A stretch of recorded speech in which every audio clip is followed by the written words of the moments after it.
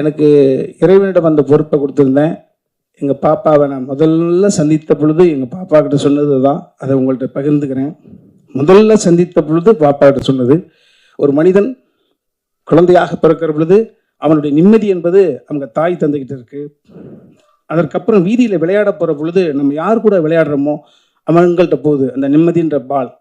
அதுக்கப்புறம் பள்ளிக்கூடத்துக்கு போகிற பொழுது பக்கத்தில் யார் உட்காந்துருக்காங்க அவங்களோட கேரக்டர் நம்மளை வந்து இன்ஸ்பயர் பண்ணும். அந்த நிம்மதின்ற பால் அவங்கள்ட்ட போகுது. பாடம் சொல்லிக் கொடுக்கும் வாத்தியார்ட்ட போகுது. கல்லூரிக்கு போகிற பொழுது அதே தான் தொடருது. நண்பர்கள் யார், பக்கத்தில் இருப்பது யார், யாரிடம் இறைவன் கைகுலுக்க தூண்டுகிறான், யாரிடம் இறைவன் நம்மளை மாணவனாக சேர்க்கிறான். வேலைக்கு போகிற பொழுது நம்மளை விட உயர்ந்த இடத்தில் இருக்கக்கூடிய அதிகாரிகள்கிட்ட போயிருது அந்த நிம்மதி. இப்படி ஒவ்வொரு நிம்மதியாக போகிற பொழுது அதற்கு அப்புறம் பர்சனல் வாழ்க்கை என்று வருகிற பொழுது நமது நிம்மதிங்கிற பால் நம்மளை கரம் பிடிக்க போகக்கூடிய வாழ்க்கையினுடைய துணைக்கிட்ட போயிருது, நம்ம மனைவி கிட்ட போயிருது.